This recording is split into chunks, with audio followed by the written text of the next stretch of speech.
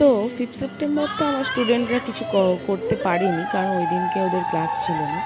তো তারপরে 6th সেপ্টেম্বরে আমার স্টুডেন্টরা এবং গার্জিয়ানরা মিলে যে আমাকে দেখতেই পাচ্ছেন এত সুন্দর একটা সারপ্রাইজ দিয়েছে, তার জন্যে ওদের কাছে সত্যিই মানে আমার কিছু বলার নেই। আমার ওদের প্রতি কোনো ভাষা নেই। আমি শুধু এটাই চাইবো যে ওরা অনেক বড় হোক এবং খুব ভালো করে ডান্স করুক এবং সাথে পড়াশোনাটাও করুক।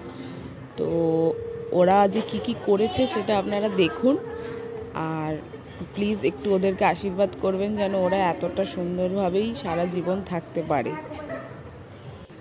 তো 5th সেপ্টেম্বর আমার স্টুডেন্টরা তো কিছুই করতে পারেনি, কারণ ওই দিনকে ওদের কোনো ক্লাস ছিল না, তাতে ওদের মনটা একটু খারাপ ছিল।